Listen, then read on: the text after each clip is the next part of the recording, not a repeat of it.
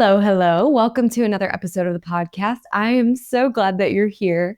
Today, I'm not talking about volume eating, but I am using that kind of dietary preference, I guess, to allude to a different style or mindset about the way that we live.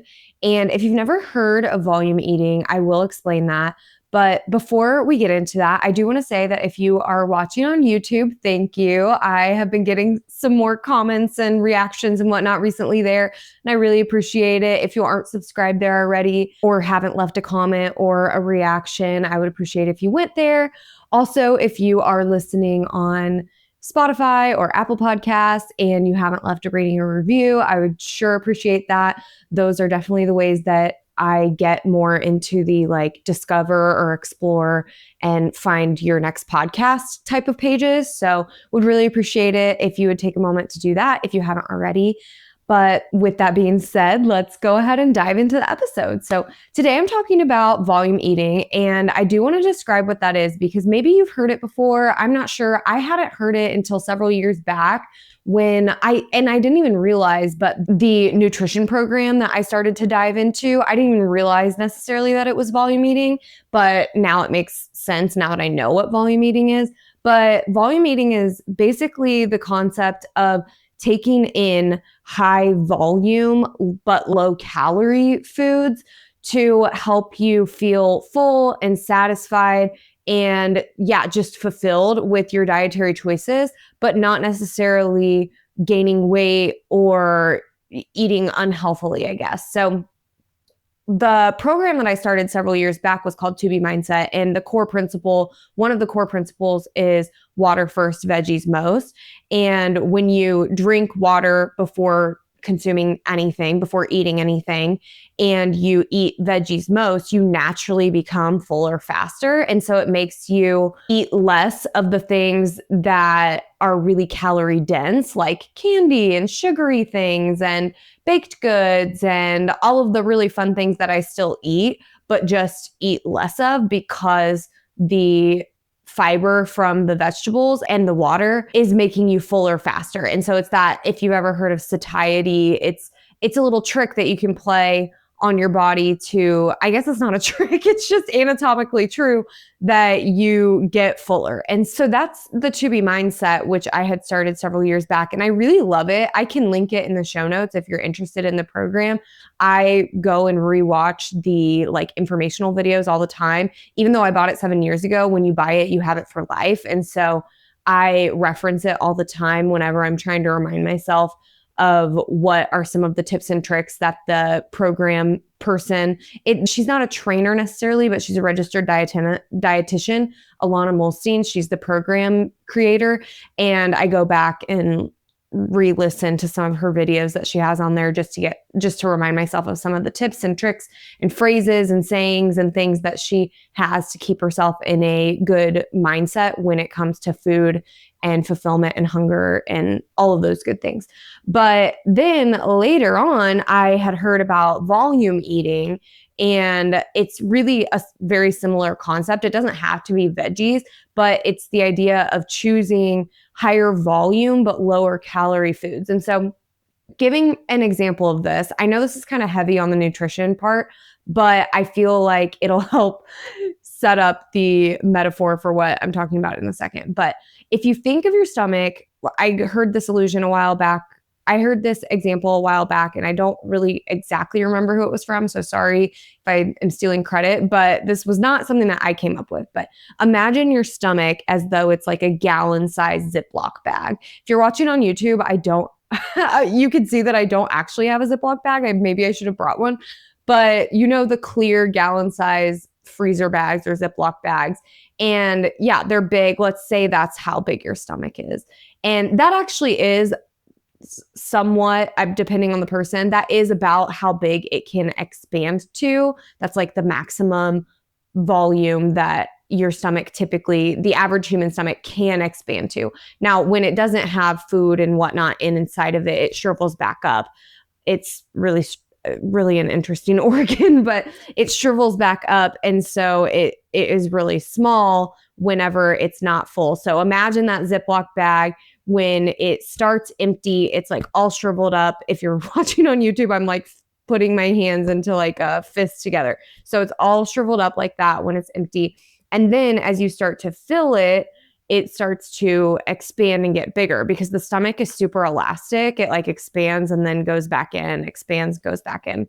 And when you fill it or when you consume things that are really calorie dense, so higher in calories, but small in satiety or nutrient ratio, I guess. So things like candy, let's say. So if you drop like 10 gummy worms in there, that's probably, actually, it's probably more calories than, let's say, like 2 cups of broccoli. And so, but when you drop 10 gummy worms into a gallon size Ziploc bag, as you can imagine, that Ziploc bag, I mean, those are right at the bottom. And so the Ziploc bag is not very full. It's not very fulfilled or satisfied, or it's not very full. But when you drop 2 cups of broccoli into it, broccoli is about probably the same calories, but fills up way more of that. And so the bag is fuller, and same with your stomach. Your stomach feels fuller. It feels like there's not that much room. Whereas with the gummy worms, you eat the 10 gummy worms and then you go, wow, I really have a lot more room for more food that I can eat. And so the idea of doing high volume is that you get fuller faster, and then maybe you don't eat 40 gummy worms instead of 10 because you don't have the room for that. You just don't physically feel like you have the room for that. And obviously there are times when we kind of make room, we make ourselves a little sick eating. Like I think of Thanksgiving, or like when we've been at all-inclusive resorts or something, and somehow, some way, I make room in my stomach for another this, another that. That's also why, if you've ever heard the like liquid calories thing, in America, we drink a lot of our calories through soda and really sugary coffees and just and energy drinks that aren't zero sugar, that sort of thing. And when, again, like liquid, when you think about dropping a can of Coke into a Ziploc bag, it doesn't fill up the bag the way that broccoli would, or even another high fiber item or high water item like strawberries. If you filled a bag with strawberries, that's probably about the same calories that maybe like a handful of Skittles would be. Whereas the Skittles at the bottom of the bag don't fill it nearly as much as a whole bunch of strawberries would. So I hope that this concept is making sense if you've never heard about volume eating, or maybe you have and you are skipping forward past this part.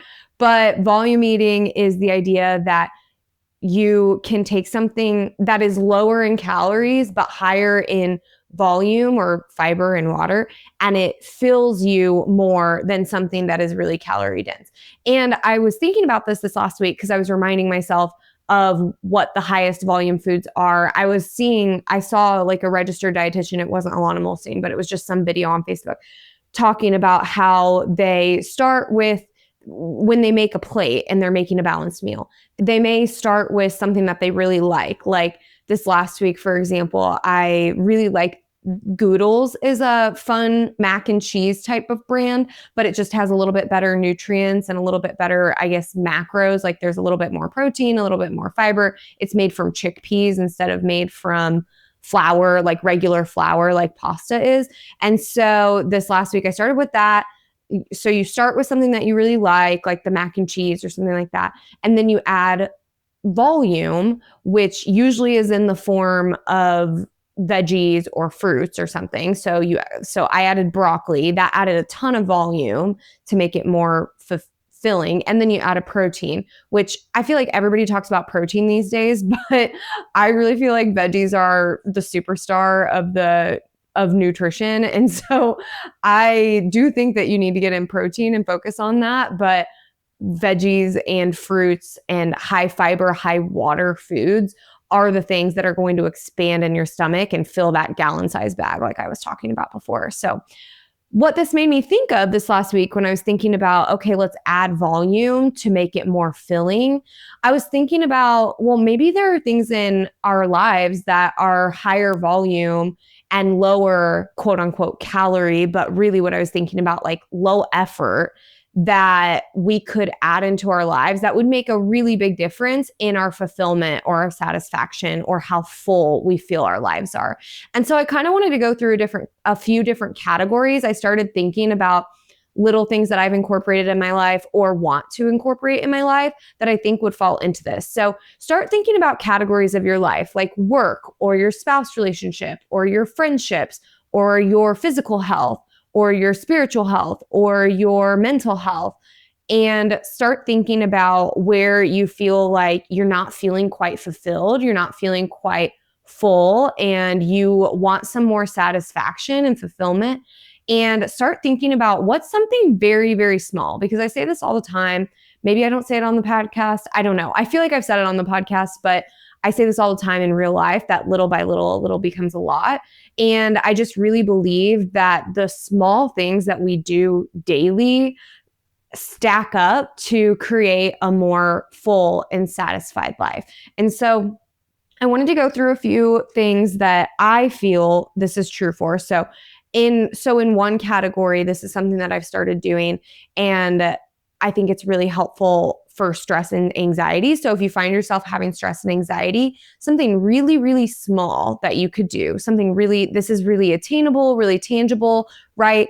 It's low calorie or low effort is what I'm thinking of, but high volume, like high difference that it can make, or big difference that it can make, is some kind of breathing technique. And I'm going to give you a breathing technique, just one that I really like that I learned in one of my workout programs a while back. But I think that this really helps when you start to feel really overwhelmed and you have high stress. I have discovered, this is a topic for another episode, but I have discovered in my therapy sessions and whatnot and little therapy questionnaires that I do, that I have high stress. I don't have high anxiety because I don't have a consistent fear or consistent worry necessarily. I don't battle with that. Luckily, I feel really fortunate that I don't, but I do have high stress. I do get stressed easily, which means like I don't worry, but I get a feeling of overwhelm, like I can't manage everything on my plate, or I feel really strung out or tense and just stressed. So this is something that I think really helps. It's called 4-7-8 breathing. And you could develop any breathing technique, because guess what? It's free. You can do it anywhere. You can do it anytime. Just stop whenever you're getting stressed and do this. So 4-7-8 breathing is breathing in for 4 counts, and you count them. So as long as it's even, it doesn't matter. But in for 4 counts, hold for 7 counts, and then out for 8 counts. And when you do the 4-7-8 breathing, your exhale is intentionally longer than your inhale. And there is a physiological benefit of that, like actually scientifically, and I'm reading this off my phone because I didn't want to misphrase it, but the benefit is the rapid activation of the parasympathetic nervous system. It lowers your heart rate and it down regulates the body's stress response. So what is happening is your body is down regulating the stress response and lowering your heart rate, and that immediately makes you physiologically less stressed. And so if you do this, you repeat this for, I don't know, 30 seconds. Wait, now let me do the math, because 30 seconds probably wouldn't be enough, because one round of this is 19 seconds. Let's say that you set a timer for like 3 minutes and you do this. And you do it repeatedly for those 3 minutes, then you are going to feel so much better. And that was 3 minutes, right? It is a very low effort, it doesn't take up a lot of time. It doesn't take up a lot of effort. It doesn't take a lot of mental energy, but it's high volume in the way that it makes you feel way more satisfied and fulfilled and full. And I guarantee that if you start doing this every time that you're stressed, like I want to do, I've started doing it a little bit, but I want to do it more often when I get that impending sense of overwhelm. If you start doing this, you are going to feel so much better. Like you're going to feel so much more fulfilled. So that is in the category of stress and anxiety. My next one that I wanted to share is a high volume hack. And this is one that I see a lot on, if you've ever followed him or seen his stuff, Dr. Mark Hyman. I follow him on Instagram. He posts pretty often about the benefits of walking. And I would say physical health wise that this is one of the biggest bangs for your buck because again, walking, it's not like hit cardio or it's not like push-ups. It is very low effort. All you have to do is get up and walk out the door, walk around your block or walk around your house. Just moving your body helps so much.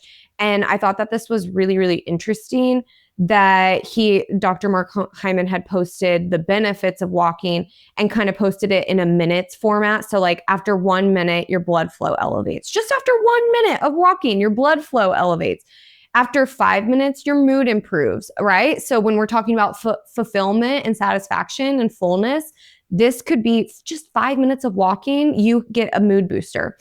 After 10 minutes, your cortisol reduces, which cortisol is directly related to stress, which I was talking about before. I probably have cortisol spikes whenever I get those moments of overwhelm, but you can reduce it just in 10 minutes of walking. Again, very low effort, very low intensity, very low calorie, but high fulfillment, high volume. 15 minutes, your blood sugar reduces. So this is really great for after eating. Like if you are eating a meal, no matter what you're eating, whether it's sugary or not, your blood sugar naturally elevates. But when you walk afterward or do any sort of movement, but walking's the easiest, your blood sugar reduces and that's really good for you. After 30 minutes, so this is maybe more effort, but after 30 minutes, walking starts burning fat. After 45 minutes, you start reducing how much you overthink. And then after 60 minutes, your dopamine increases. So I would say stay in that for it to count as a like low calorie or low effort, high volume activity. I would think that the 15 minutes or less is kind of where I would stay to consider it in that category. But obviously there are benefits of increasing your walking. And there are brain scans of how your brain is so much more activated just after 15 to 20 minutes of walking. So highly recommend that. That would be one that I would say with your physical health that is really important, and honestly your mental health because of like the brain stimulation, but a lot of that is like your cognitive health and stimulating your brain. So that would be one in the health category.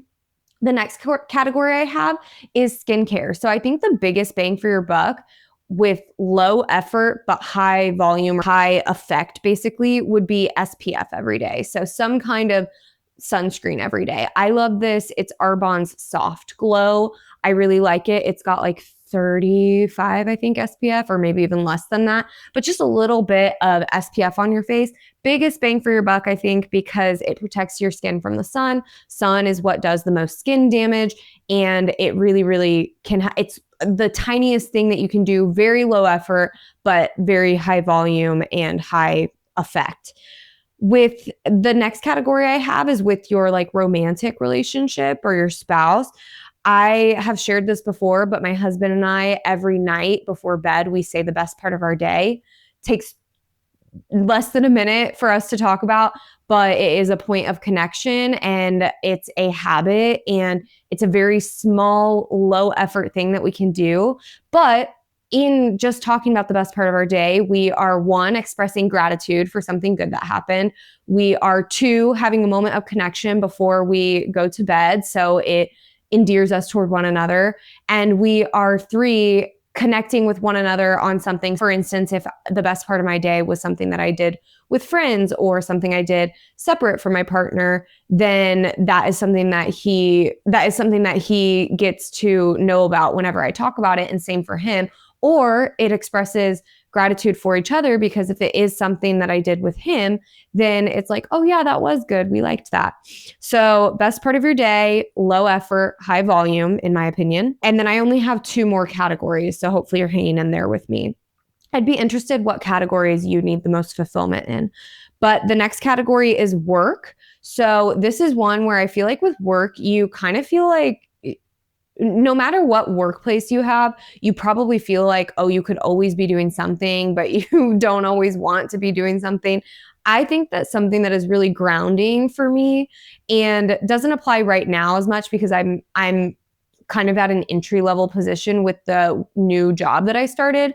So I don't have quite as much, I guess, high level of responsibility. But when I was in a position where I had a high level of responsibility and I had so many things to do in a day and I just didn't know where to start, it really helped when I would start at the beginning of the day, just list the top 3 things. If I get these 3 things done today, I will be happy with the work that I've done. Anything on top of that is just extra credit. It's just cherry on top.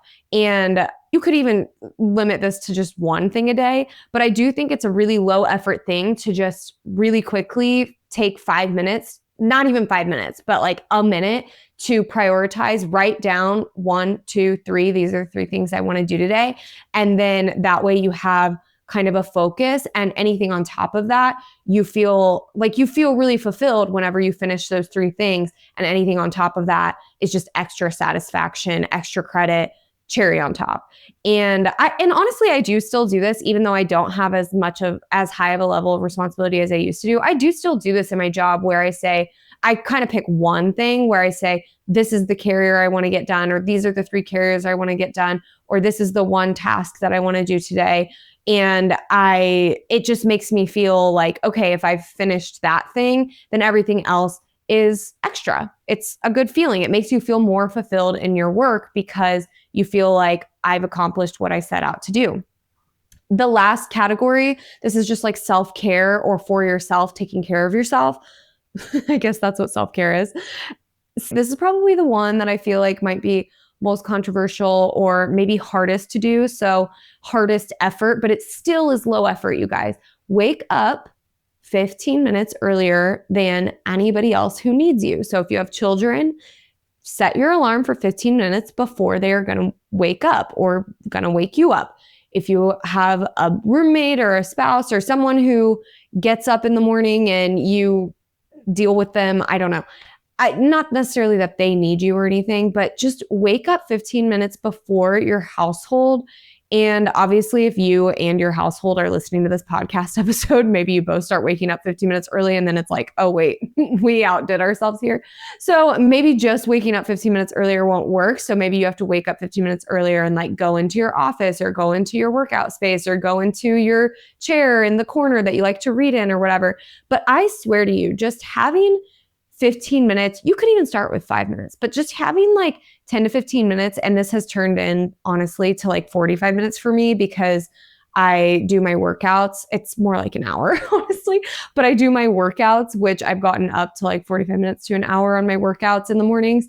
And I like feed my sourdough starter and I feed my dog and I get my pre-workout going. And I kind of have a morning routine now where it has expanded to an hour, but I would say that is probably considered more high effort because that's a long time to start with. So start with like 5, 10, 15 minutes would be great.